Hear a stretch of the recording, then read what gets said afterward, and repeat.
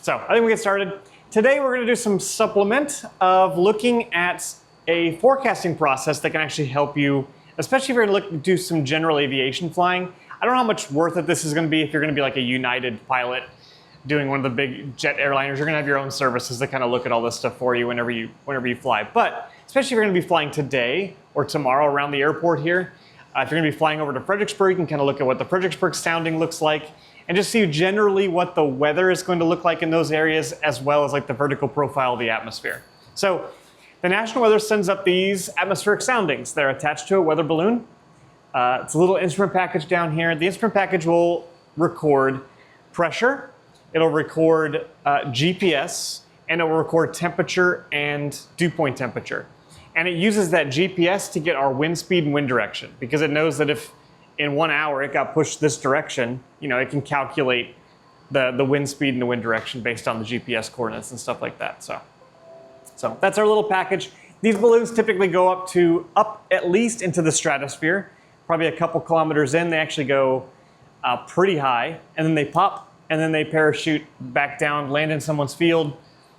And sometimes we get them back, sometimes we don't. I'd think it's like 20% recovery rate. Oh, wow. Yeah, so it's really not much at all. Especially when we'd launch them in Corpus, they mostly went out into the ocean. So they were pretty much irretrievable from the get-go. They're about $250 each for the package. So when you think that we're going to be launching these from all over the United States, that's a very quick add-up cost. And then they're launched twice a day, one in the morning and one at night, at 0Z and 12Z respectively.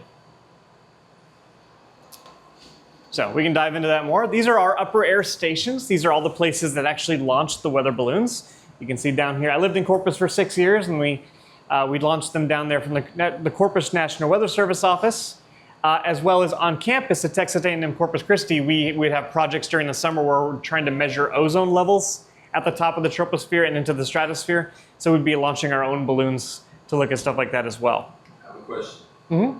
The purpose for doing this, the way you're saying twice a day in these different locations, is predominantly for aeronautical navigation. It is predominantly for weather models. Weather models? For weather models, because we already have there's tons of surface sensors all over the United States, all over Canada, all over Mexico, all over Alaska, all that's collecting weather data. That weather data gets fed into the weather models as like initialization values so that the weather model can look at it, then run a bunch of primitive weather model equations using that data and try and forecast out what the weather is going to be like for the next day, the next 3 days, the next 5 days, et cetera, et cetera. So that gives us surface data, but we also need to know the vertical profile of the atmosphere as well to get a better accurate picture going forward. Which is why the downstream, or sorry, I should say the upstream weather balloon stuff that they do in Alaska or over in Hawaii is very, very critically important, because that allows us to kind of see what the weather is going to be like in the future. You gotta have a good baseline for that data. Is that going to answer? Yeah, because we're moving from west to east generally with weather. And you can see we launched some over in Hawaii. Alaska is not on this graph, but we launched plenty in Alaska as well. I don't really know what the distinction between the blue sites and the red sites are, but the map kind of covers everything here. I mean, I've seen them launched down here in Brownsville, so I know it's still National Weather Service oriented. But my biggest gripe has always been that there's none here in Central Texas. It just seems like a big giant hole to have in such a big state. I mean, I really think New Braunfels should be launching weather balloons on a consistent basis. Never really understood, or at least like Austin, like KGRK up there north of Austin should probably be doing something like that. But oh well, I guess they decided they didn't need it. So those are our upper weather stations. And the other thing is, today we're going to be really talking about forecast soundings, because you're going to be looking at a website and trying to decide what's the atmosphere going to look like in 6 hours when I go fly. Are we going to be cloudy? What's the wind going to look like? That kind of stuff. So those are called forecast soundings. Actual soundings are what the National Weather Service is actually launching in the morning and at night. So at 12Z, at 0Z, right? So these are what, and you can actually see that here. So this is the 12Z, 12 UTC, and obviously this is an outdated graphic here, but this was for Thursday, March 6th. You can see all the spots that actually launched weather data for, or weather balloons for that time. Here at 11 UTC and 6 UTC, for that same day, you can see that there were some special ones launched as well. So a National Weather Service office, if they're expecting some severe weather for that day, like in the middle of the afternoon, maybe Norman, Oklahoma is expecting to start having some tornadic events and stuff like that. So in the middle of the day, they might launch a special weather balloon, and that's how these get cataloged. And then 0Z of the next day, you can see that all of them launched again. So you can go to a website like this on the Storm Prediction Center, and you can look at the actual soundings for the day. But that's going to be the valid profile of the atmosphere for that time, for the morning and for the evening. Doesn't do you a whole lot of good because you're looking to see like a forecast of that data. But all of this data gets ingested into the models to attempt to predict that forecasted data. So it's kind of the root of everything at this point. So just wanted to reiterate the difference between the two. So we'll use this time here to cover some basics again so that we can talk about the actual soundings. First of all, and we didn't really talk about this in any of the courses here, but I kind of assume based on you reading the books and stuff like that, you kind of get familiar with wind barbs. But we use these little bitty flags to denote wind speed and wind direction.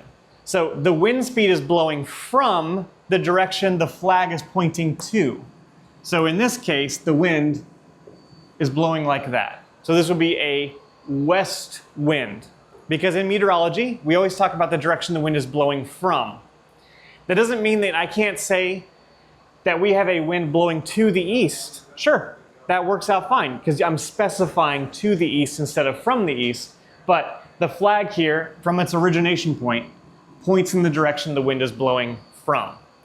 And then these little bitty flags on the flagpole tell us what the wind speed is.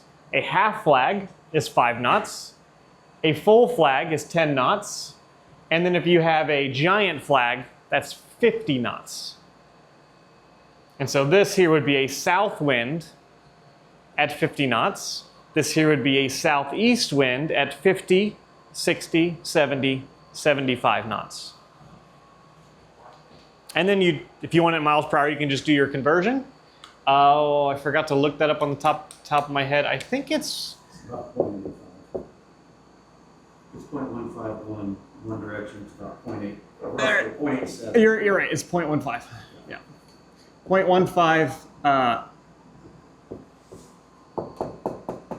That's it. So it'd be 0.87. Yep. So yeah, 1.15 miles per hour is equal to 1 knot. So if I tell you the wind outside is 20 knots, can you just rightly assume that we're just talking about 20 miles per hour? Sure. Easily fudgeable, right? But if I tell you the hurricane making landfall in Houston is going to have 160 knot winds, then this extra little amount here makes quite a bit of a difference here. So if we're talking about low wind speeds, you can generally just assume miles per hour and knots are roughly the same thing. So any questions on wind barbs? All right, that one's pretty easy. So let's talk about saturation and lapse rate again, because we're going to be talking about temperatures and dew points. So it's a good idea to kind of to go over this stuff again. We don't really need to cover temperatures that much, but we should cover dew points here. So for that, let's talk about saturation. Now, from the other lectures that we've had, we said that whenever we have a relative humidity equal to 100%, we have saturation. Or if our temperature is equivalent to our dew point temperature, then we have saturation. So your dew point temperature will never be higher than your temperature. It'll never be higher than your temperature. So outside right now, I could just make a rough estimate. Our temperature's probably like 93, 94, it's climbing for the day. So you assume like 95 degrees. Our dew point temperature though, pretty humid outside, probably on the order of like 78 degrees, right?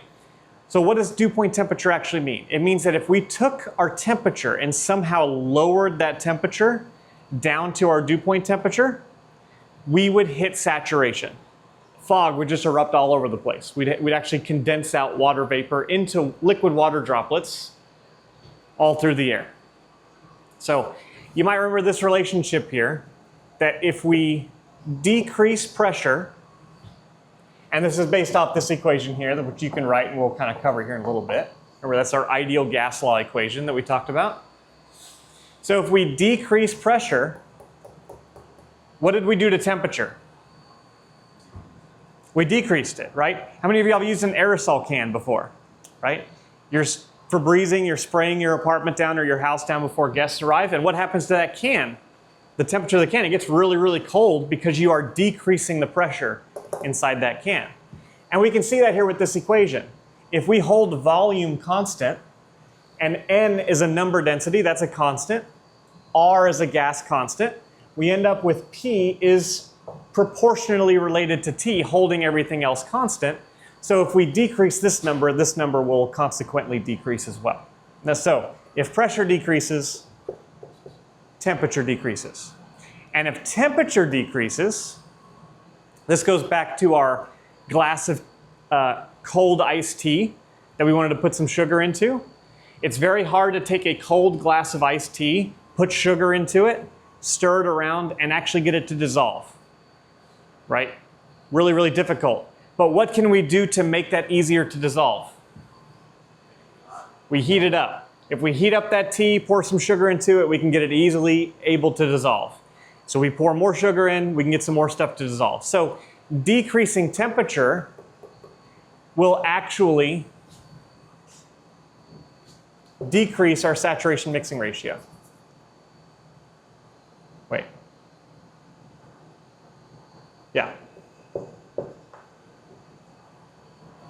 Because relative humidity equals, actual mixing ratio over saturation mixing ratio times 100%.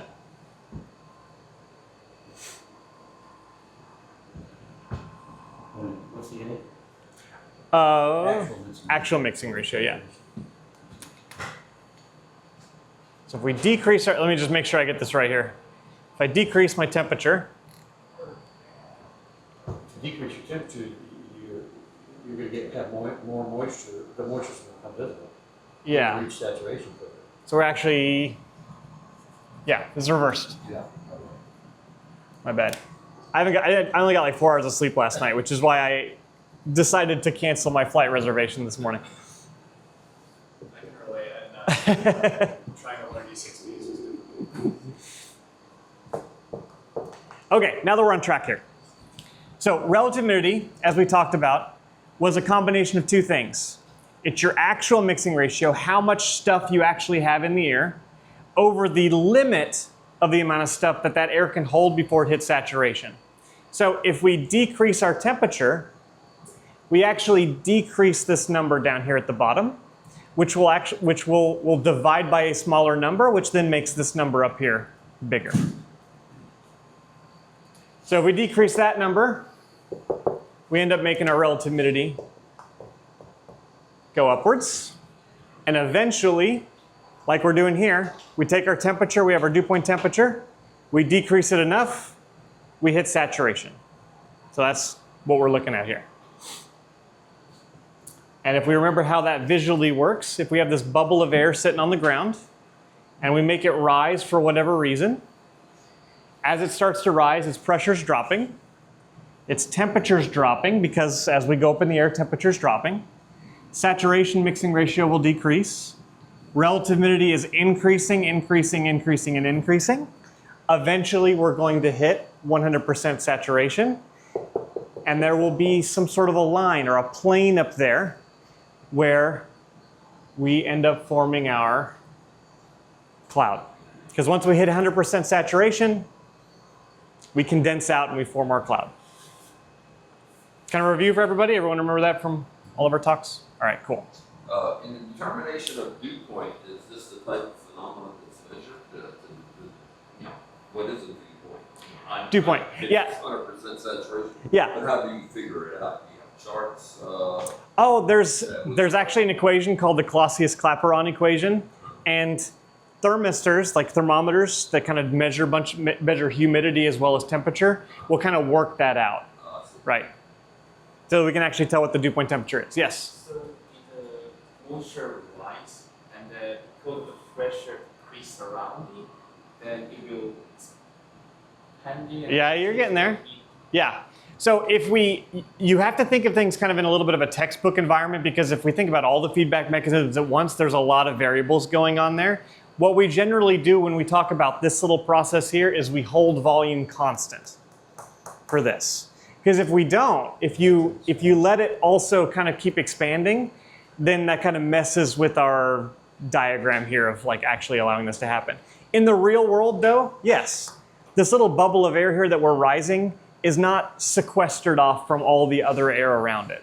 So there's a lot of wiggle room at that point. But as it gets colder, it tends to contract. Yeah. No, it expands because it's going up in the atmosphere. Well, yeah, smaller, I guess. Yeah. Yeah. So you remember what this line was? Remember what we called it? This is very important for today, actually, because we're going to be looking at this on the soundings. What is that line called? Yeah. Well, it's where temperature dew point meet, but I forget what you call it. Yeah. What you call it anyway. It's called the lifting Lifting and saturation line or something. condensation level, or the LCL. That's essentially, if we have clouds, that's going to be our cloud base. And you can see it. I think we even have we have some really good cumulus out there today. Nice cumulus field ahead of these storms that are moving in from the southeast. They're passing by Victoria and kind of moving up towards I-10 right now. And if you look at them, they all have flat butts. So it's big, puffy on the top, but then the bottom of the cloud is nice and flat. And if you got up there and you look straight across, you'd see that they're all formed up on this plane. The other last little thing we should talk about is lapse rates. What's a lapse rate? Change per unit. You said change. Change per unit, direction, height. Okay, getting there. So it's our change in temperature over our change in distance, but in here we're talking about height, so we'll use Z. All right, so our change in temperature over a given sort of vertical distance. And what we like to use for this is like degrees Celsius per kilometer, or you can use like degrees Celsius per foot, or per 1,000 feet. Can be really kind of whatever metric that you want to actually look at. And the big ones here, this was our Daller, our dry adiabatic lapse rate, because from here to here we don't have cloud. So even if we're 99% relative humidity, that's still dry. We haven't saturated yet. So between here and here you would use the Daller, and that means 9.8 degrees Celsius per kilometer, which I think works out to be 1 kilometer, well, actually say 1 mile. Oh, no, actually, let's do 1 kilometer equals 3,300 feet. 1 kilometer equals 3,300 feet.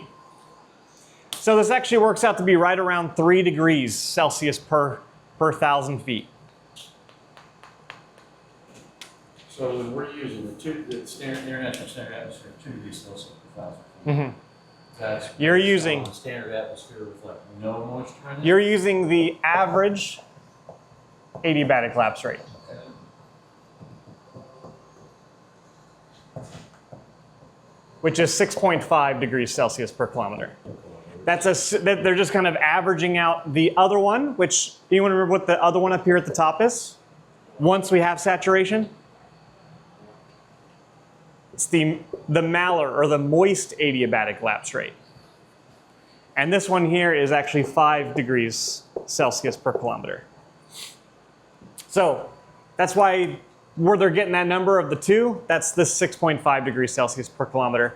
So if you're flying up here with the clouds or above this layer, then you'd actually even step down even further. Now you're only talking about like a 1.5-ish degrees Celsius per kilometer or per 1,000 foot change. Everybody good? Kind of went.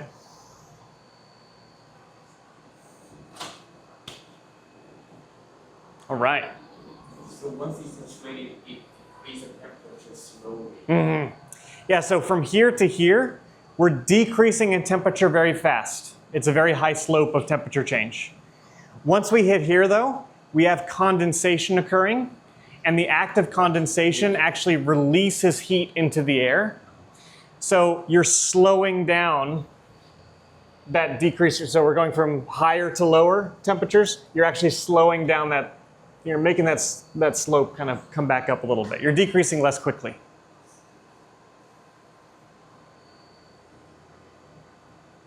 All right, any questions? All right, that's enough review on that. So now let's talk about soundings.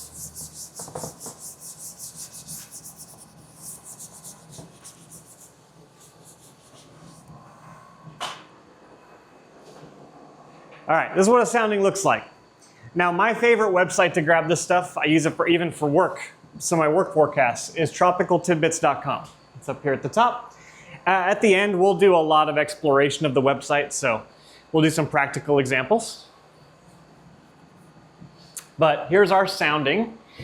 This up here at the top right is called a hodograph. We'll cover that at the end of today and what that actually means.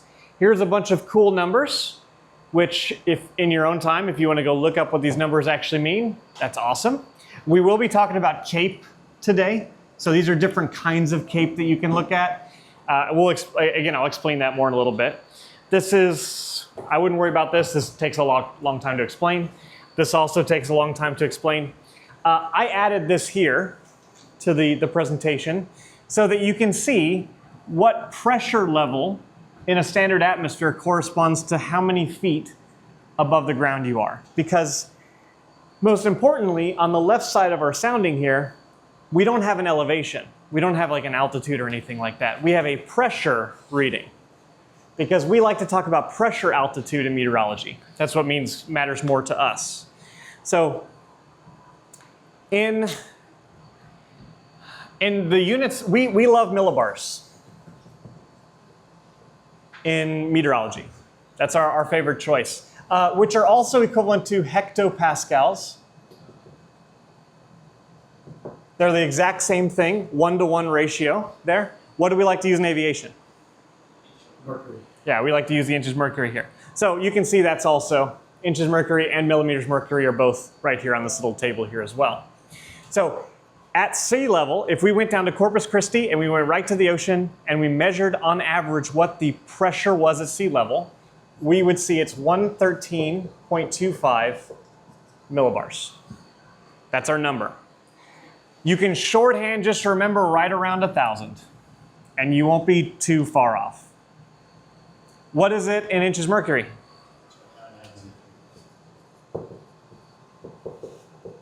Oop, I almost wrote mercury. There we go. So these two numbers, equivalent. These two numbers are equivalent. So that's what our pressure scale is over here. The other thing you'll actually notice is this is a logarithmic pressure scale. There's a whole lot more pressure change right here than here, or especially right here. And this chart is called a Skew T chart, but also called a Skew T log P chart. That's because the pressure scale here is logarithmic. And the temperature, the isotherms here are actually skewed. They're not like this. They're not like this. They're these dashed lines right here. You can see one going right there. So they're skewed. That's where we get the name of the chart. So down here at the bottom, you can see you have your temperature values in degrees Celsius. And what else should we notice here immediately off the chart? Tropical tidbits is nice. Whenever you get a sounding, you can actually see where you pulled the sounding from. So for this chart here, I got it from right here around New Braunfels. And on the right-hand side, look what you got. You got your wind at that altitude. Now, I would love for there to be actual altitude over there on the left-hand chart of the well. And you actually can find soundings occasionally from different websites that will, based on the location, actually write out the elevation over here on the left-hand side as well. But Tropical Tidbits doesn't do that. So you'd have to look at 900 millibars here. Come over here. So millibar 900. Here's 908. So that corresponds to right around 3,000 feet.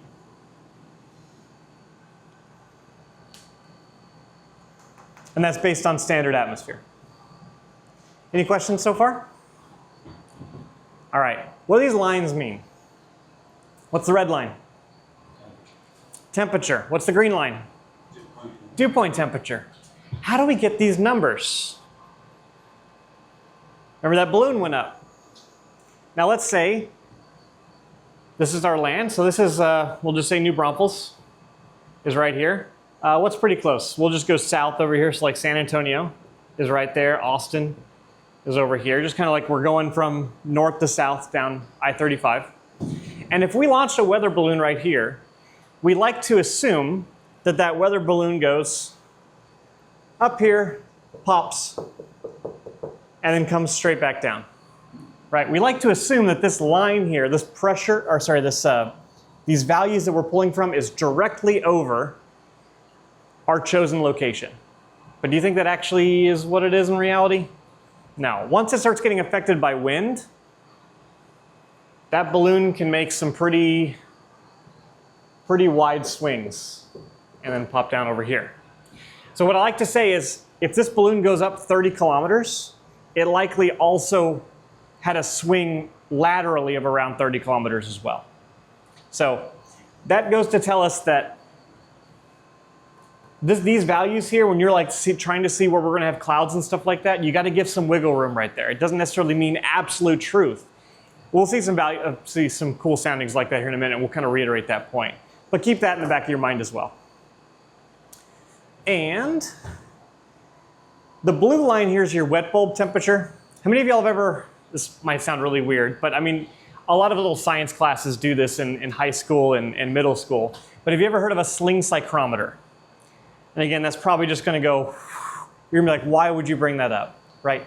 So it's like this little thermometer that you make it wet, and then you have a string attached to it, and you do this. And what you're doing is you're causing it to evaporate, and whenever you get evaporation, you're actually causing a cooling effect called evaporative cooling. So that actually brings your thermometer value down. And that's kind of giving you some information of, if you removed all the moisture out of the air, what would you cool down to? And that's what this value here is. For our points and purposes, we don't really need to worry about that. But since it's a nice big bold color, I wanted to make sure you kind of understood what that actually is. So that's saying up around 400 millibars of moisture's gone. Yes. And that's a really good point. I actually have a graph in here kind of showing that, so that's good observation. All right, so let's talk a little bit about dry versus moist air.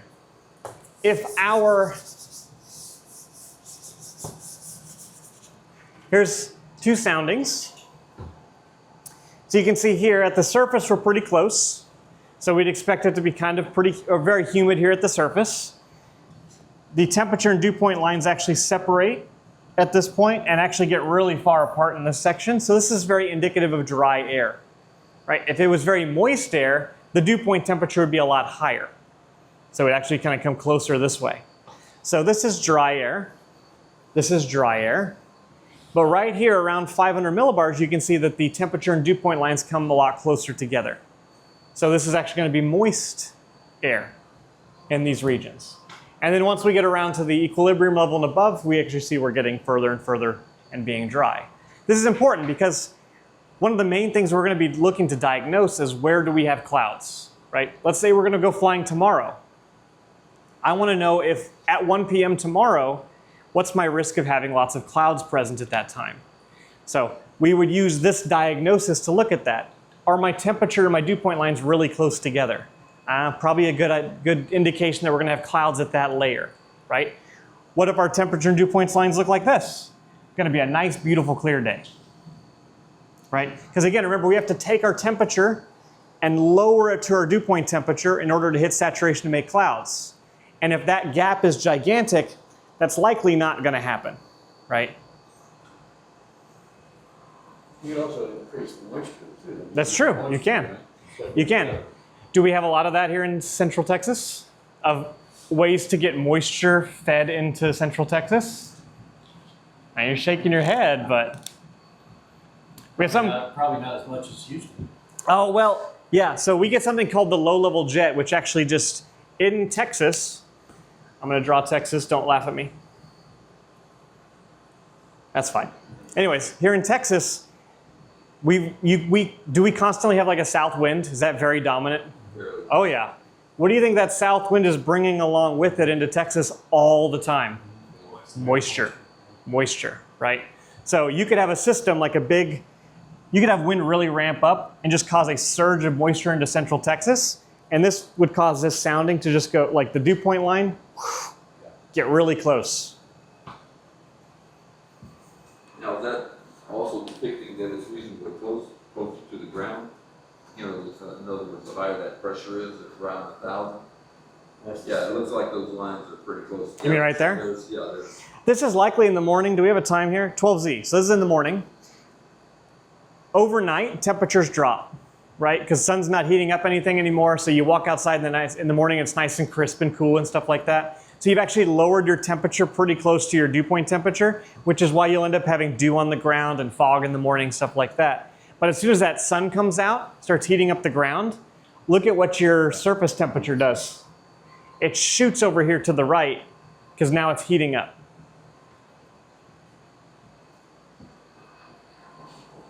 So let's take a look at some examples here of the columns. This is a dry column example. There's hardly, I don't even know if I would consider this to be close enough temperature and dew point to have some clouds up here at this level. We're also talking about 300. This is right around where the tropopause is.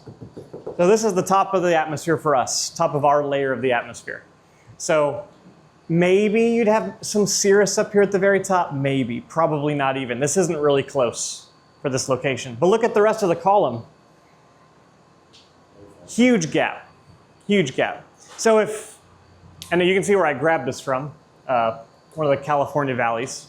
But if this was our forecast for tomorrow at 1 p.m. here in New Braunfels, awesome, right? Beautiful day to go flying. You probably wouldn't have a cloud in the sky. So that's a good dry example. Where did I grab this from? Right here. Our Central Texas. What time? 16 that was an hour, 2 hours ago. Yeah, 16:00. So this is today, 16Z, so we minus 5 from that. We get 11 o'clock. So this was the sounding at 11 o'clock today. So this, combined with me also not really feeling very well rested, is kind of what made me go ahead and cancel flying today. But you can see that right around this level, so around 850 millibars, if we go back and take a look at that little chart that I have here. Here's 875, here's 843, so right around 5,000 feet is where we would expect to have that cloud layer. Now I think that realized quite a bit lower this morning. I think when I looked at it, it was kind of broken at like 2,000 or something like that. So this is also at 11 o'clock. Oh, never mind. This is 11 o'clock. It actually kind of opened up quite a bit around 11 o'clock. We can go back and look at the history, but this ended up working pretty well. What about this column? Is it pretty close? It's pretty close. Do you think we have clouds, or at least a cloud risk from this layer here right around 5,000 feet all the way up to the top of the tropopause? Yeah. Definitely some cloud risk. Can I say for certain that this would actually result in clouds? I'd give it maybe like a 60–70% chance. I think that's pretty close to be able to do that. But what if we had something look like this? Yeah. So I grabbed this from north part of Illinois, and actually they had some precipitation at that time of the valid 18Z. So this is going to be valid for 1 o'clock this afternoon. And you can see like it's a completely saturated column. So this is more like a 90–95%, nearly 100% chance that you're going to actually have a totally saturated column and not be able to go up there for VFR.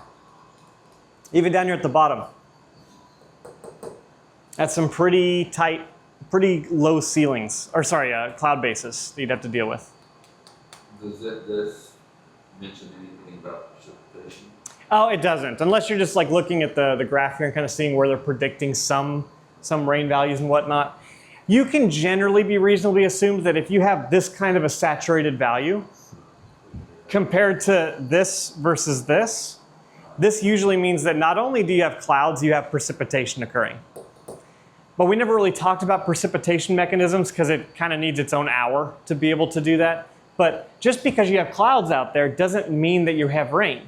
So there's obviously some other mechanism at work to be able to make rain happen or trigger. And I think in a column like this where you have complete saturation, in layman's terms, I think you can just be reasonably sure that you have precipitation occurring.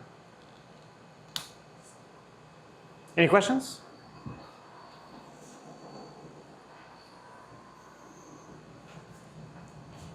We have clouds.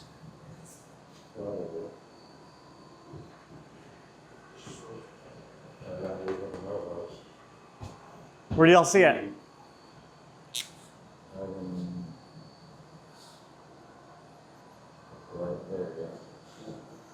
Kind of in that area.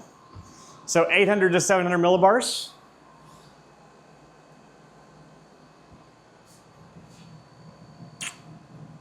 $812, $752. So right around, like, starting around just a little under 6,000 feet, going up to probably around 9,000 feet.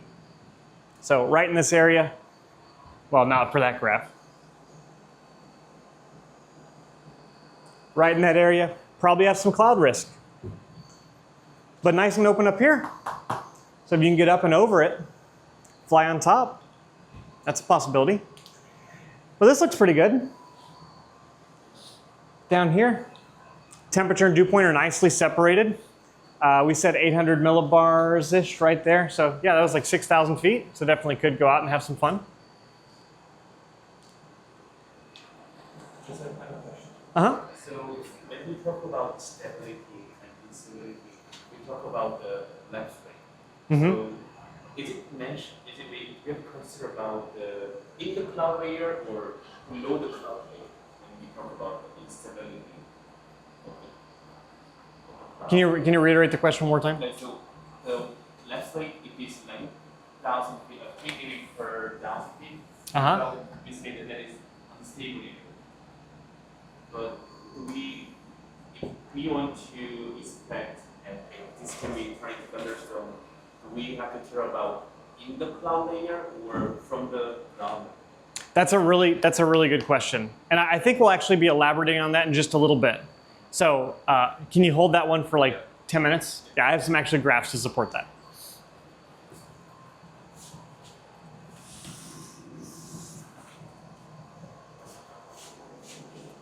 All right.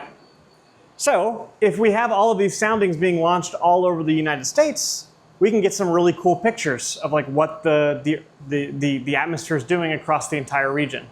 You can just like this very dry over here in Phoenix. Here in Dallas, looks like they have a cloud layer at least like within a kilometer up, but then nice and dry after it. Kansas here, actually that looks pretty dry to me. They're not really that close. Very saturated up here at the very bottom portion of our sounding.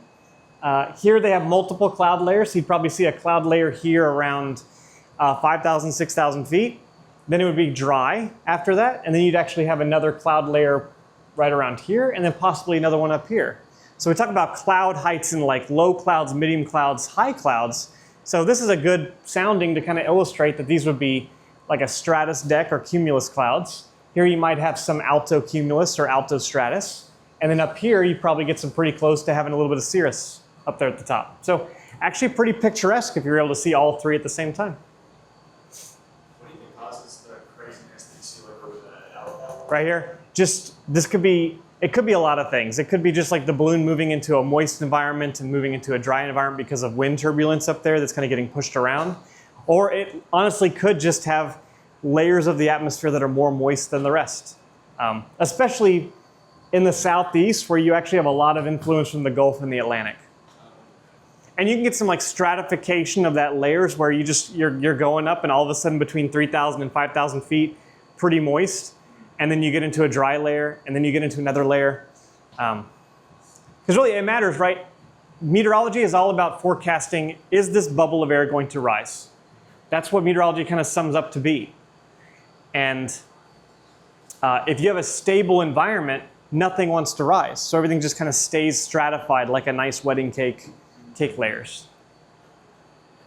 And then along comes a cold front or something like that, and it just causes everything to start lifting, and then you get a lot of chaos. And so let's start looking at what all the lines mean.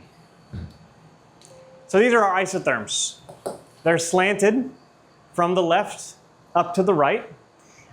Generally, you'll see them mostly in degrees Celsius. You can find soundings that actually have it in degrees Fahrenheit, but Celsius is way more common. One of the most important ones to look at here is you're going to be your 0 degree isotherm, because that's your freezing level. So your 0 degree line here is pretty important.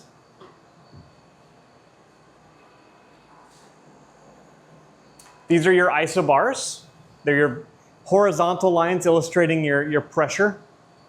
Notice how they're all sandwiched down here at the bottom. That's because the atmosphere is bottom weighted. We decrease in pressure way more rapidly in the bottom portion of the atmosphere versus the middle or the top parts.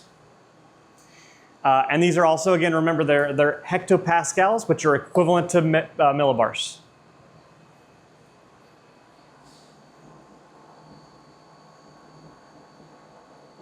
See some drawing, so I'll hold on.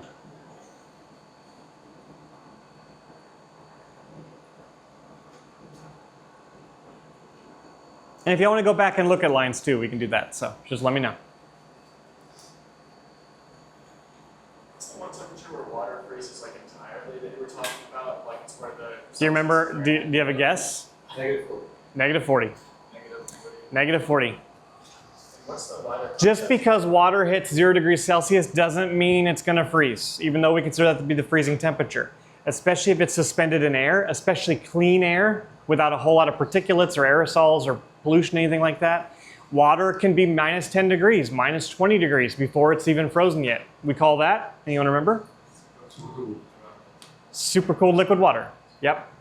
And then once it comes into contact with things or comes in contact with like a little bitty piece of dust or something like that, freeze. Kind of spurs it, catalyzes it to go ahead and freeze at that point. But by minus 40, we can assume, based on lots of testing over the past, many decades of cloud physicists, that minus 40 is that temperature where we can assume everything has gone ahead and froze. Minus 40 is also the really cool number because Fahrenheit and Celsius are the exact same at that point. Things have come together right at minus 40. Why that number, I don't know. Interesting story. So living in Chicago for 25 years. In the wintertime, on occasion, I have a bottle of water in my truck. Yeah. I just leave it there in my vehicle or whatever. I get in the next morning, and it's like well below, well below 0 Fahrenheit. Celsius. Yeah. And the water is still liquid. And then you pick it up and do that, and it goes. Yep. You shake it, and it goes. Yeah. There's ice from. I've done that, yeah. It's Yeah. gotta be really cold for that. Yeah. Hot water is turned to snow. All right, these lines. You can tell this is getting really complicated really quick, right? And we're only going to be doing some very basic stuff with the soundings and not anything super complicated. But these are our saturation mixing ratio lines. And you can see what their units are. Because remember, mixing ratio was something in something else. Like grams water in Coca-Cola.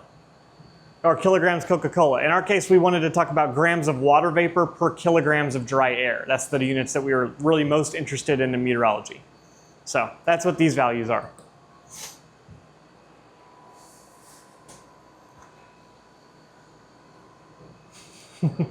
See some drawing. I don't want to move too quick. No, go ahead. Okay. I'm just getting general. All right, and then our last two. We're going to post this on our YouTube channel also. And I'll also send you the PowerPoint presentation so you can send out. Our last one here are our dry adiabats and our moist adiabats. So this is giving us our lapse rates. If we wanted to cool down at the dry adiabatic lapse rate, does anyone remember what it was?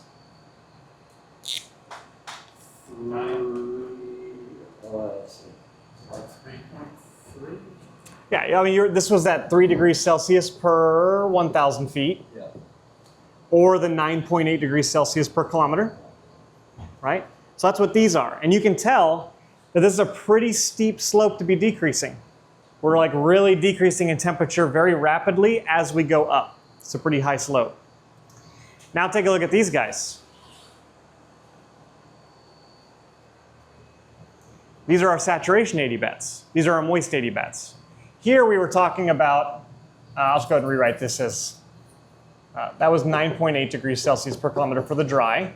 Here we're talking about 5 degrees Celsius per kilometer for the moist. So those aren't showing up on the tidbits. Oh, do they not? Oh, I see. Well, I see Here's our dry, the dry ones. Oh no, here's the moist ones. blue ones. The blue ones, yeah. Oh, they just don't have. Yeah, blue, and then the red ones here are the dry. Oh, dry. Okay. Yeah. I see this. So these are our saturation adiabats. Look at the bottom here. They don't have that giant decreasing slope that we see with the dry ones. They're actually very kind of standstill at this point, and they start decreasing as we get up. The reason why we have a difference here, and you can really see this when we put these two together, look how they become the same about midway up. They kind of become the same kind of adiabat, or same lapse rate. That's because once you get up into the middle of the atmosphere and above, you've really wrung out all the moisture. So it's, you kind of essentially turn the moist adiabat back into the dry adiabat at a certain altitude. It's kind of about where that blue dry bulb line. Yeah, yeah. So that leads us back to the this whole thing, right there. Yeah, you can see it just kind of gradually just shifts back to be kind of parallel with this blue one here.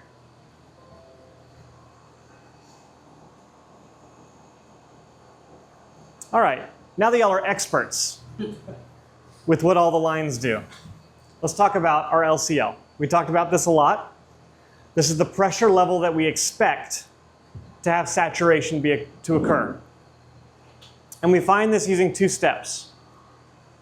At the surface, we're talking about around 1,000 HPA, and this kind of depends on the different location, right? If we're, oh, that was the other thing I wanted to point out. Look at the difference between these two. Look at the surface. Look at the surface. Where's this one? North Carolina, pretty close to the shore. What's this one? Utah. They're this much further away from sea level compared to North Carolina.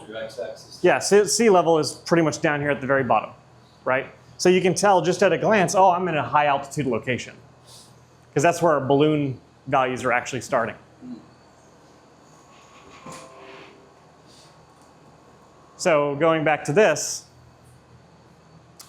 we're right here down at about 1,000 HPA. I don't know where this actually was here. Maybe they just generated it just kind of randomly. But we have two steps here to find the LCL. We start with our temperature at the surface, and we make it rise with your dry adiabat line. You can see here's our dry adiabat line, the green line. So you lift it, keeping it parallel with it, upwards. Why are we using the dry adiabatic line and not the moist adiabatic line? We're below frost. Yeah, yeah. We're trying to find the LCL, so we're actually below where saturation would be occurring. So we're cooling down at that 9.8 degrees Celsius per kilometer rate, the dry one. Step two, from your dew point temperature, you make it rise parallel to your mixing ratio line. These little dashed lines right here. So you keep it parallel. Where they come together and meet, that's where your cloud base is. That's where your LCL is. Now, a lot of soundings, they'll actually give you an LCL value in like on the side with the numbers, or they'll have like a little thing here that like does a little dash and write LCL right there. That's always super nice. They actually do that on the real soundings, the ones that the National Weather Service does. I don't think the forecast sounding does it, so you kind of got to eyeball it yourself. But yeah, you do those two steps, and you now found your LCL. But the temperature and dew point seems so far apart, that's kind of what's throwing me off. It is. So what this is telling you is if you have clouds present, this would be where the cloud base is. Yeah. But that's a really good observation, right? Because we're saying like, oh, we expect clouds to be here because the two temperature and dew point temperatures are really close together. And yeah, we likely would have clouds right here. Maybe not like a completely saturated stratus layer or anything like that because they're kind of far apart. But you probably have some what we have today, some cumulus, stuff like that. But this tells you that between here and here, I would not expect any clouds below this point. And if we do have clouds, this would be the base of those clouds. So on here, on tropical tip, that's the east cone, the dry adiabatic, you've got pseudo adiabatic. So is that the moist adiabatic? Let's go back here and take a look. Pseudo adiabats. Yeah, that's going to be your. It's going to be that blue line. Yeah, I see that. Saturation mix. Yeah. So the pseudo adiabats are the moist adiabats. It's the moist adiabatic. Yeah. Because then your dashed lines here, and this gets really, like when you're looking at this on your own computer screen, all the colors are actually going to bounce at you a lot better than like on a projector here. So it'll be a little easier to see. But your dashed lines up here, your saturation mixing ratio lines, dry adiabats, moist adiabats, he calls them something different. Cool. So that gives us our theoretical cloud base. How do you get, okay, so I can see how you get your theoretical first cloud base. Mm-hmm. How do you get that one up there? That's a good question. Let's move to the next little thing here. That might help you out. So what we're going to find next is called our level of free convection. And that means that eventually our parcel is going to be warmer than the environment. If our air parcel here, compared to the temperature in this room, was colder, what would it do? Sink. It'd sink, right? What if it was the same temperature as the room? Stay right here. What if it was hotter than the room? It would start to rise. So what we're going to find next is at what pressure level, if we took a parcel of air and made it rise, would it then be unstable and just continue to rise and do its thing and make a cloud? And that's called our level of free convection. So the pressure level, we would need to raise it so this temperature is equal with the environmental temperature. And because then after we go past that point, we're now cold or warmer than the environment. So we found our LCL. And from this point, we use the Dowler, the dry adiabatic lapse rate. From this point on, though, we use the moist adiabatic lapse rate. So now we're going to be following our, I can't really see them. It's these dashed green lines right here. You can see that we kind of keep it in between these two lines all the way up. We're following. What I see with a lot of new meteorology students is don't assume that there's no other lines here. We're just not drawing them, right? You'd have some dashed lines here and here and here and here. You're just following one of those lines that aren't drawn on the map. So we follow the moist adiabatic lapse rate until we cross the temperature. And at that point, we're now warmer than the environment. Once we get past it, because I mean, once we're there, we're equal. Is that blue line, I'm trying to run parallel to the moist adiabatic dash lines over to the right? Yeah, it's these guys. I'll kind of just draw the outline of. Yeah, so it's the blue line is kind of trying to stay parallel. Yep, it's staying parallel too. We're cooling down moist adiabatically. So at this point, we know there's probably going to be, especially if this is like a saturated area here, we know there's going to be clouds present because this bubble is now going to rise unimpeded upwards. Now, a lot of meteorology, especially when we're looking at severe weather days, we're trying to see what it takes to go from a morning view like this, or especially if our temperature is really low over here. And as we go through the day, our temperature is going to increase in temperature as we go, and it's going to pull this line this way here at the surface. And what that's going to do is, here it might have started out like here, but as we increase environmental temperature, we're actually going to be pulling our LCL further upwards, but we're also going to kind of erode this cap right here. And I have a good animation of that here in just a minute. So in this example, the dew point line and the temperature line aren't close together at all because of the intersection of the Maller into the temperature. That's where the clouds are going to form. if you have the moisture. We would assume. Everything's predicated on, because this dew point line, this could shoot off like way over here, right? In which case we have no moisture up here. The likelihood of us having clouds here is out the window. Yeah. So it's just if Yeah, it's a lot of it's if. that's where it's going to happen. Yeah, that's why we always call it like the theoretical cloud base, like the LCL, something like that, or the theoretical level of free convection, and where clouds would end up just kind of being able to go on their own. The last one here kind of combines everything. We found our LCL, we found our LFC. We keep that line going parallel to the moist adiabat lines, and where we recross the environmental temperature is called the equilibrium level. At that level, we've gone back to our parcel being the same temperature as our environment and now becoming colder than our environment, so it won't rise anymore. Now it becomes stable again. And this is also, this is our tropopause as well. For all points and purposes, there is a little bit of a differentiation, but you can consider the equilibrium level to be the tropopause. So if you're looking at a big towering cumulonimbus cloud, like this, the reason why that cloud stops right there and pancakes out is because it's hitting the tropopause and it's hitting the equilibrium level. And that's what, I wrote that there.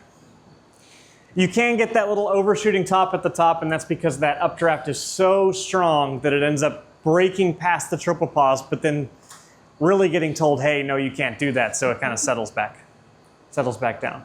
That's always a really big indicator that your updraft is monstrous.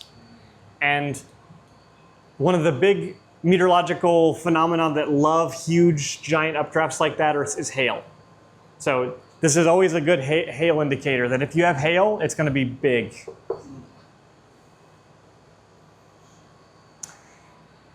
Cool. And now we're going to do one more thing. Two more things. This little nose here, we call this convective inhibition. And this shaded region here, where our environmental temperature right here and our parcel temperature, where our parcel's warmer than the environment, it can go. It's like me, if these lines were the same, if this line right here, the black one, was right on the red line all the way, that would be like me holding my pen here right on the table. But I'm actually adding a gap between the two. So I'm adding some potential energy to it. That's me doing this. I'm adding a gap. Now, what do you think matters more for a storm?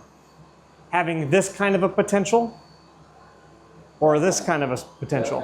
The bigger the potential, the bigger potential for the storm, right? So we call this CAPE, convective available potential energy. Yeah, oh, sorry. This kind of shows the same thing. That works. Yeah. Maybe I'm getting ahead of myself, but on here, this purple dashed line, is that the blue line, I think? That would be, that'd be our, I think they're calling that our parcel temperature, our parcel, parcel path. Okay, so that's the blue line that you got right there. Yep, that's our blue line. Yep, that's our blue line. So pulling this all together in this graphic, here's our LCL. So that's our theoretical cloud base. Here's our LFC. At that point, if we can take an air parcel and make it rise to this pressure level, 600, then it will now freely rise on its own. And then once it recrosses the equilibrium level up here, it won't rise anymore at that point. So this is called our convective available potential energy. If we want really strong storms, we need a lot of this. If you want weak storms, we can deal with not a whole lot. There are some days where you can look at the CAPE value over here in New Braunfels and see like 8,000. I realize you have no sense of what, like, I could tell you 8,000 elephants and you wouldn't understand. But like a really good value of CAPE that you would see for tornadic environments is probably like 3,000 to 5,000 joules per kilogram. That's a really good environment to have, like a tornadic environment. And you can have, I mean, today, I didn't even look at today's. We might have values out there of like 8,000. But that doesn't mean that we're going to have severe weather because it's a big mixing pot of a bunch of different things. This is only one piece to the puzzle. So CAPE says if we have storms and we have giant amounts of CAPE, the storms are going to be really strong.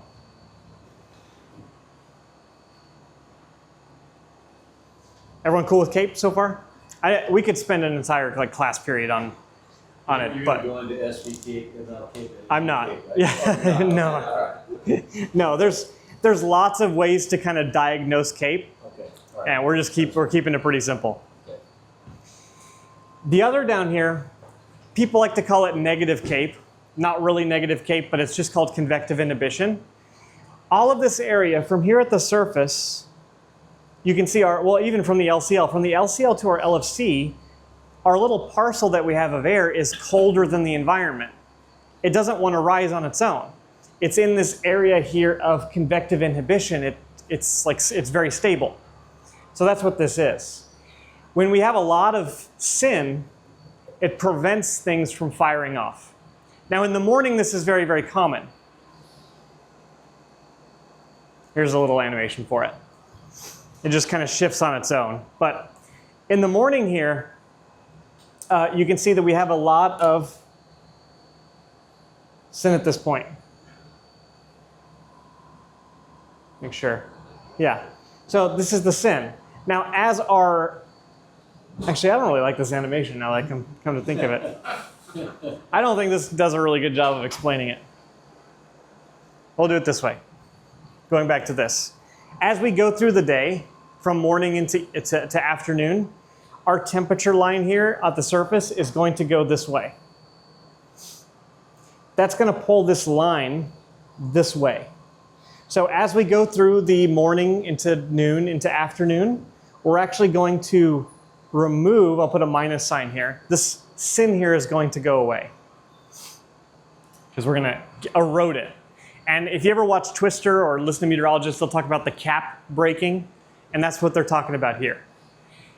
If I'm situated in Oklahoma and I really want some severe storms to fire off, I don't want those storms to get kicked off before the atmosphere is ready for it. I want the atmosphere to be nice and warm, good moisture levels, some good instability, right? I want that SIN to be present all the way up until like 3 or 4 p.m. And then once it finally hits that critical point, the SIN erodes, and now our parcel can just rise and do what it wants.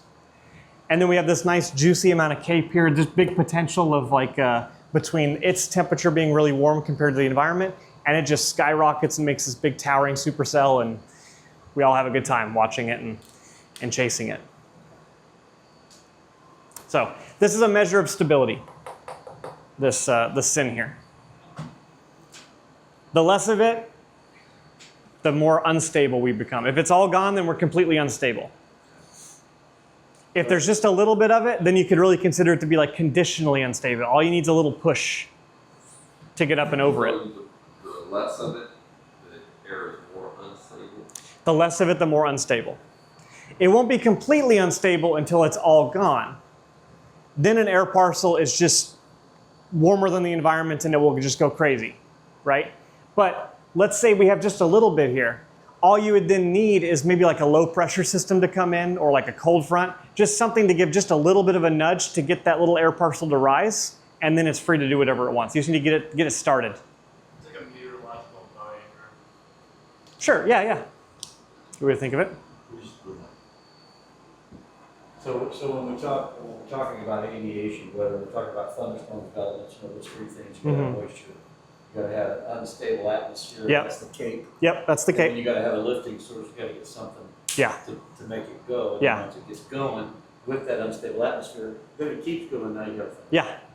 And one of those ways to get things going can just be afternoon heating. Yeah. Thermals are one way to do it. Another way is a low pressure system coming in. We talked about that during the classes. Low pressure systems cause things to rise, air to rise. Cold fronts are a way for that cold air to come in and force that air upwards. And then orographic lift was the other big one. Just air moving up and over a mountain can cause it. So, cool. I did not like that animation. All right, let's talk about hodographs. And then we'll get into some practical looks and see what like the forecast is going to be for here tomorrow, etc. So, a hodograph, and you'll actually see this at the very top right of the sounding, up there at the top. He makes a very simple one. You'll see some numbers. 1, 2, 3. He doesn't draw 4 or 5. But these are in kilometers. So hodograph, the wind is in knots and the height's in kilometers. And then these little circles here are wind speed, and they're in knots. So we look at the diagram, and I actually found this diagram this morning and I really liked it. I think this did a good job. First, let's look at this. What's this wind speed at the surface? 5 or 10. 10, from which direction? Southwest. From the southeast. Or south, sorry. Yeah, from the southeast. It's coming from this direction. Right, so if we look at a vector, you can see what that wind speed kind of results as. It's pointing that direction. The wind's blowing to that direction. As we go up, here is a 20 knot wind from the southish. So the wind vector is pointing like this. Here's a 40 knot wind from the southwestish. So the wind vector here is pointing, where is it? Oh, right here, like this. If we took all of these little points right here and mapped them, we get something like this. Now this isn't the same thing. They're two different graphics. But right here means at the surface, at 0 kilometers, we have wind blowing to this direction. What is that? So like from, so like 100.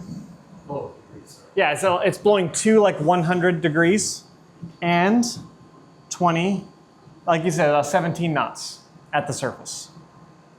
And then if we go 0.5 kilometers up further, we can see the wind is actually blowing a little bit more towards 120, and it's a lot higher. It's actually like right between, like 30 knots. So this lets us map like what's the wind vector doing as we go up into the atmosphere. So this gives us our indication of wind shear, right? If at the surface the wind was pointing to the north at 5 knots, and then 1 kilometer up it was also 5 knots out of the north, to the north. And then up further, also 5 knots to the north. There's no wind shear there. The wind is just constant all the way. But we can have what's called directional shear, and that at the surface, the wind is 5 knots pointing to the north.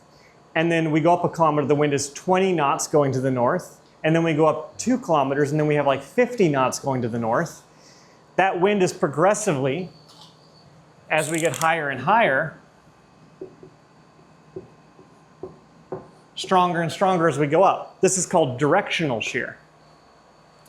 But you can also have this, where as we're going up in the atmosphere, the wind is increasing in speed, but also changing direction. So this gives us our directional and speed shear. Cool. I think that's about... Wouldn't that one be speed shear? Did I say directional shear? Yeah. Sorry, this is speed shear. This is directional shear. Yeah. Sorry, that was my bad. So yeah, very cool. We use these a lot for severe storm forecasting, especially for stuff in the Great Plains when we have supercells and stuff like that, because this is what you need to have a supercell. You need to have shear. You need to have that rotating updraft, so you need to have this shear kind of present for the forecast. We talked about the pieces to the puzzle. Like if you have this and you have that 5,000 joules per kilogram of CAPE, and you have something to initiate things like a dry line moving in, something like that. Now we're talking about 3 really good ingredients for a severe weather outbreak. That's what the meteorologists are looking for. So then they'll be like, oh, okay, we're starting to look at a big major event breakout here. But if you just have this by itself, I mean, it doesn't really mean that much, right? You got to have all the other ingredients to that puzzle as well. Does this have value for pilots, though? I mean, this is telling us what the wind speed here is at the surface. This is 0.5 kilometers, so that's 1,500 feet-ish. This is 3,300 feet. You know, so this kind of gives us a cool indication of what to expect as we're doing. Maybe you're doing your cross countries and you just kind of want to see what the wind's going to look like as you're getting up further and further in the atmosphere. Gives you some cool tendency. Now, whenever you do your cross countries and you look at those flight levels of wind and temperature, so you can actually do your planning, I mean, they're using the same data as this. It's just kind of a different way to illustrate the data. You're looking at like tabular data. This is more graphical format.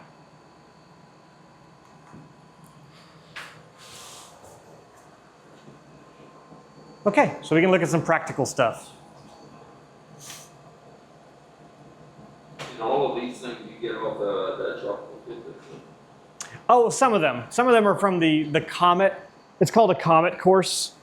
It's the way that National Weather Service forecasters train their forecasters. So it's kind of just, it's all those graphics are really old too. They're like 20 years old. But they're still good, nonetheless. Why aren't you seeing...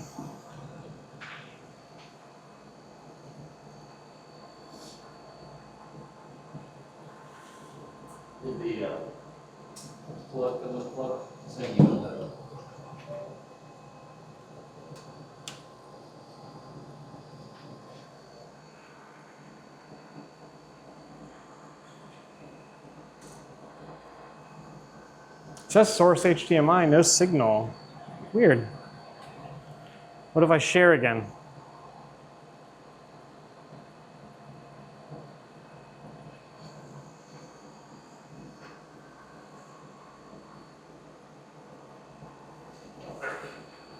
Well, that doesn't really do us much good. It's not taking now. There it is. No, that's not. Yeah, it's not letting me show like websites and stuff. You want to use mine? Yeah, probably. Drop it to- Probably. Yeah.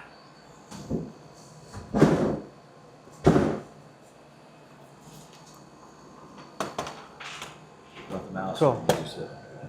Oh, I can just use the touchpad.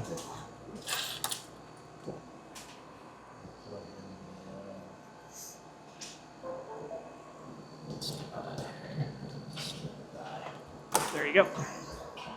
Okay, good, that's working. I don't know why mine's not showing the webpage.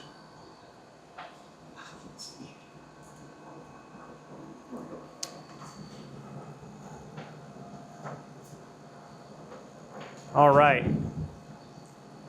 So let's take a look. Let's talk about 3 different scenarios. Because y'all were actually all in the previous class. We talked about weather models a little bit, the difference between like global models and like high resolution models. If I was looking at something 3 days in advance, I would have to use a global model to do that because the higher res ones, the mesoscale ones, don't go out that far.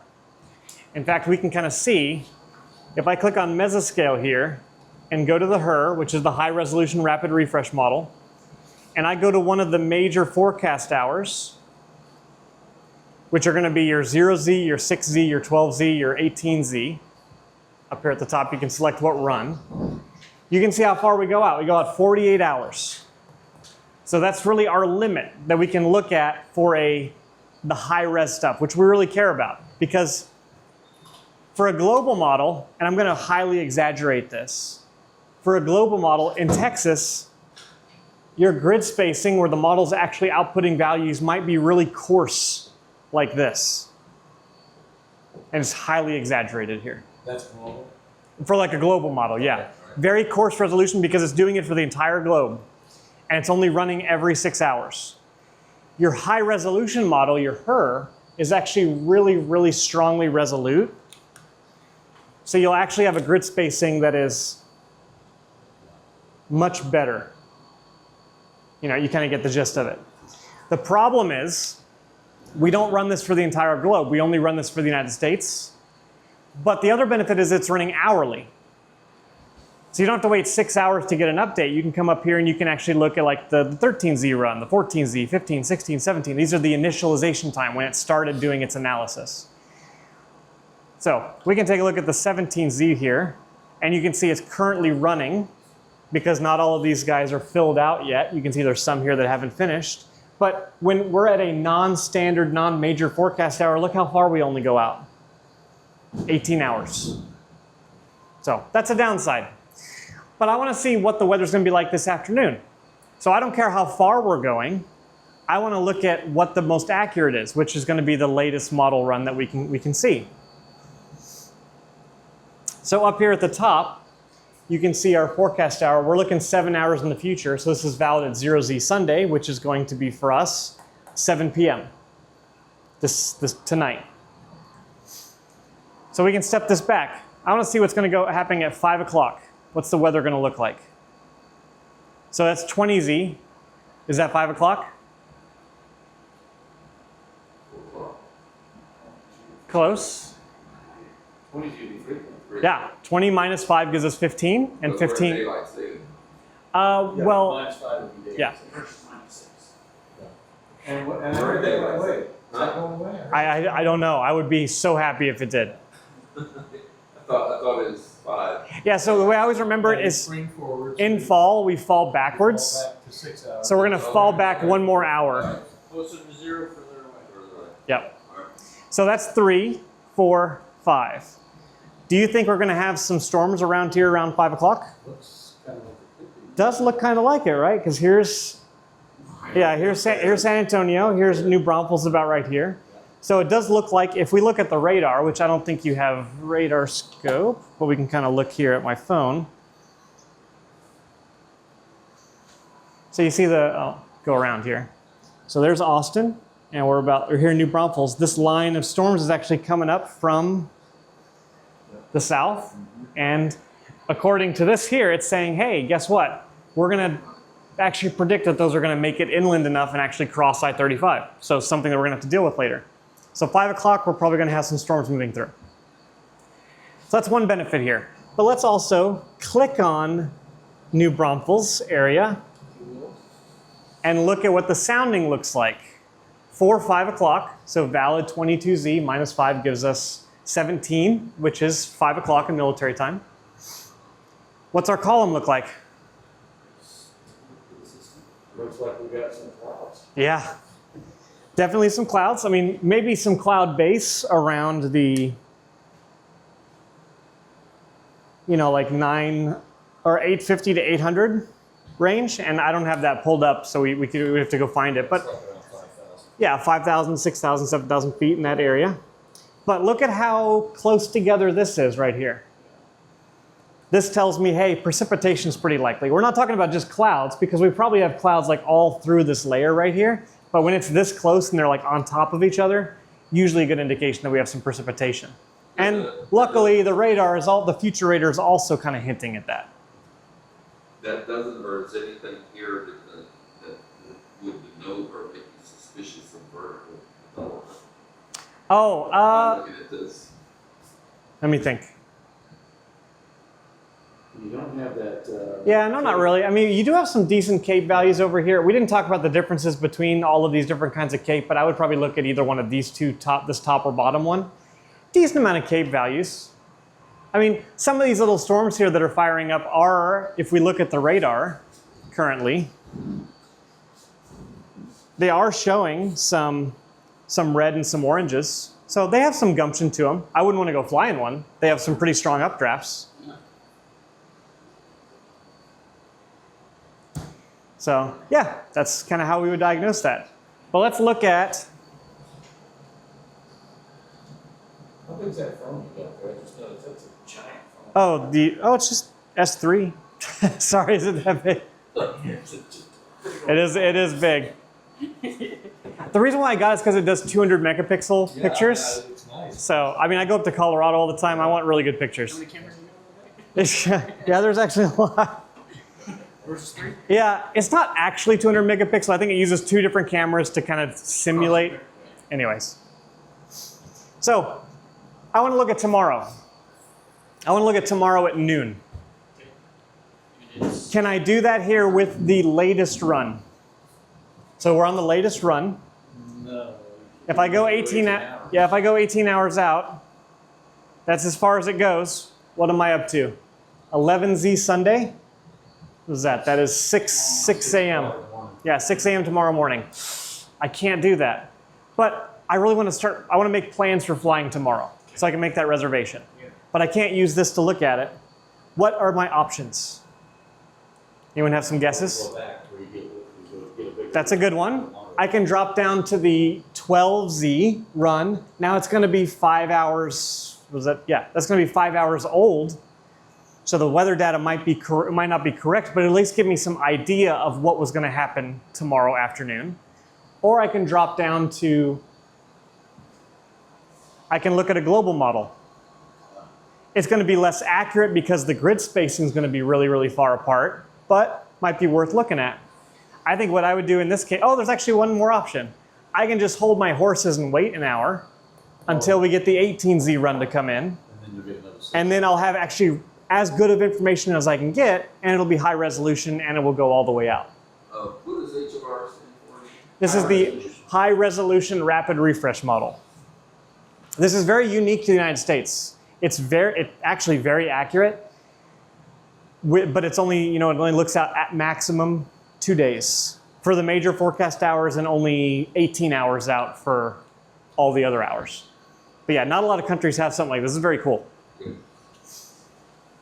So can we look at like a specific location, the airport area here for the same time frame, the global versus the burn, and see how they're different? Sure. Cool. Yeah, let's take a look at that. Do you want to look at like 5 o'clock tonight? Yeah, whatever. Yeah, Okay. do something just to see kind of how they differ. Cool. So we'll pull back here to, let's use that 5 o'clock again. So 5 o'clock, and I will grab New Braunfels.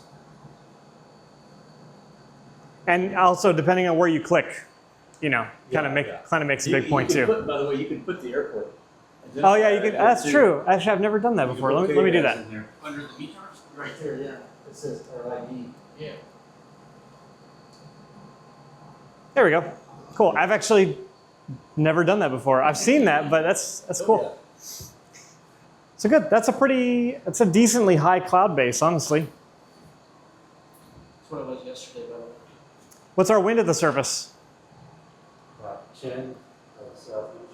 10 out of the southeast. What runway would we use? Now with the whole Now that everything's over, we got a choice. we're gonna have. That's pretty cool too, right? Like you could kind of evolve this through the day.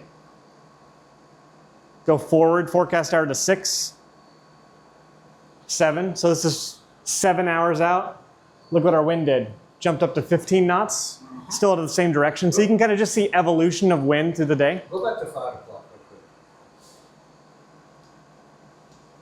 quick. And now explain this up here again. That's our hodograph. Yeah. Explain So that again. at the surface, we have 10 knots of wind Yeah. coming out of the southeast. Okay. So if we actually drew that vector out, So there's I see the 10 knots. I see where it's in the 10 knot line. yeah, there. right here, Right there, yeah. Okay. right there. And then if we go up 1 kilometer, whatever 1 kilometer ends up here being, I think it's probably like around 900 or so. So it's probably like this next one here, 15 knots. So there's our 15 knots at 1 kilometer.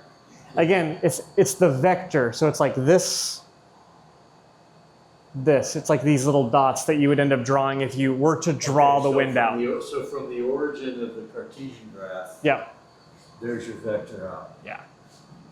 Right there, yeah. Right there, okay, I see. I see. Okay. Does that make sense? Yes. So surface, Yeah. 1 kilometer up, 2 kilometers up. I thought you were predicting 20 or something. Got it. Okay. So is this directional shear? Yes. Yeah. And a little bit of speed shear. You've got some changing wind speed with height Not there. terrible, but there's a little Yeah. bit.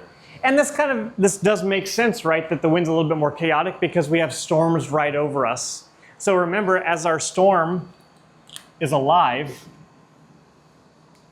who knows if it'll be this severe, but you have an updraft and you have a downdraft, and you're creating that pool of cold, dry air that's moving around and kind of all around the storm. So underneath these storms, the kind of wind gets very unpredictable and we could just call it variable, right? It might be on the graph showing 10 knots out of the southeast, but in actuality, if that storm's right over us, it's probably more chaotic than that. All right, so then what does 5 o'clock look like in the global model? 5 o'clock in the global.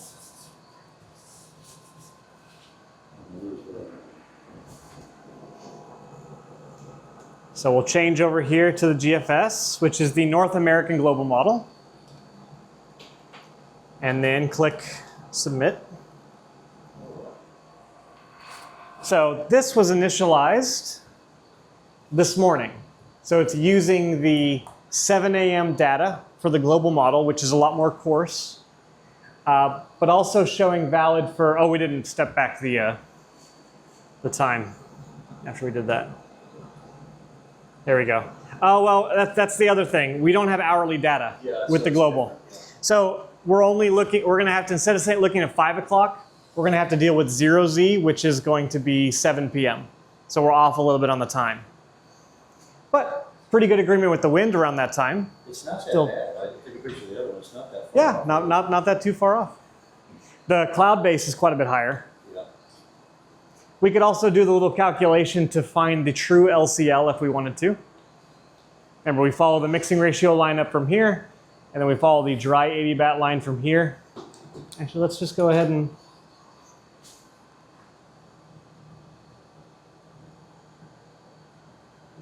about right there. So pretty close to where we expect to have the convergence of the dew point temperature and the regular temperature. Well, isn't the dry adiabat line the one that's underneath it's parallel and it's right on top? It's this guy. It's collinear with the temperature line there. Well, it's this one right here. Yeah, but don't you start at the temperature? Oh, Is it that one? no, you're right. I was just kind of, Yeah, right there. I was That trying not to line's be there. on it. Yeah. Yeah. And then we're going to look for our, Yeah. these little guys here. And start on the dew point. You know? Yeah. Yeah.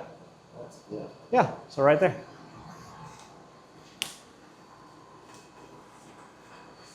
But you always draw that, at the starting temperature, it always follows that dry adiabatic line.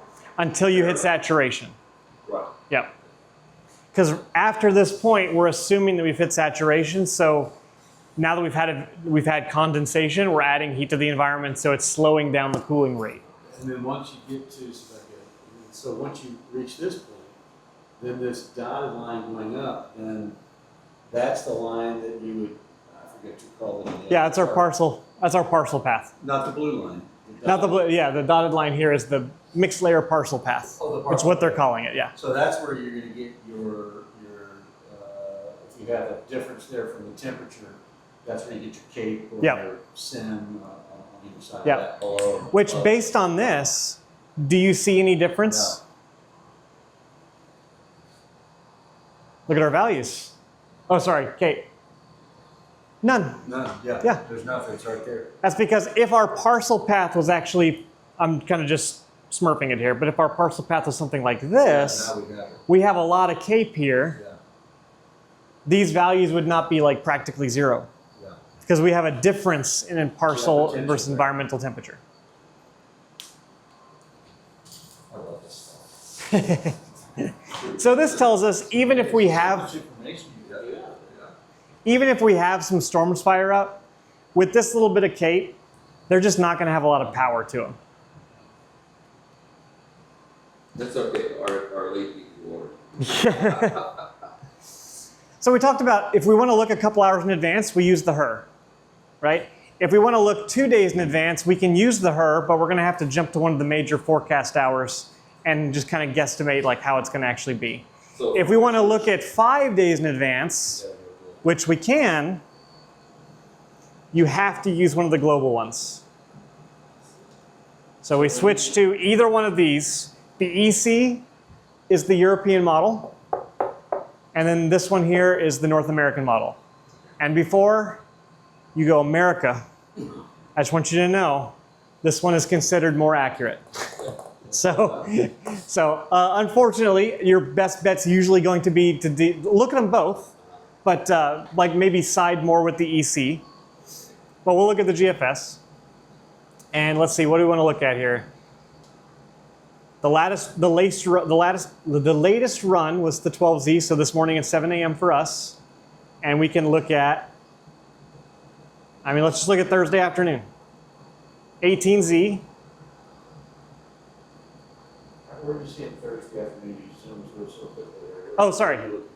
Valid time okay. Thursday, July 31st at 18Z, which is going to be 1 p.m. And then does it highlight where you're at over here? I don't think so. Yeah, I don't think so. But we are forecast hour 126. So that would be right there. Now, what's cool about this is on Wednesday, we have a big cold front dropping through the Midwest. It's actually going to drop the Midwest temperatures really down really nice, and also New England. This area is also going to get a little bit on the cooler side, but it's going to take a long time, like towards the weekend, before even North Texas starts feeling any effects from that, so we're not going to have a whole lot. What that is doing is it's going to kick off a lot of storms and stuff in the southerly states, kind of where we have the boundary between that cold front, that high pressure behind it, and then all of this stuff, moisture down here at the bottom, which is why you're seeing all this kickoff of some storms, like Thursday, Friday. But we can take a look at New Braunfels. And let me go ahead and use our newfound skill of just typing it in there. So that's 1 p.m. Thursday. So you have a little bit of... Wait, is this valid 18Z? Yeah.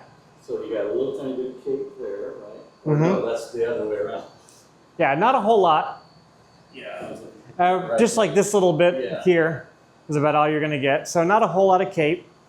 But actually, it's the cape on top. That's the negative side, right? That would probably be... This is the sin down there. That's the cape right there. Yeah. And then you get your sin minus... The sin's always going to be negative values of joules per kilogram. More sin, so this one down here, so the temperature to the right. So yeah, your cape is actually like this little... That's your cape. It's right there. And then your sin's on the bottom. Yeah. Sorry, when you said little, I thought that's what you were pointing at. So it's pretty stable. How's that day look? It's pretty good. If you were trying to make a reservation for the plane on Thursday afternoon, Good. looks pretty decent.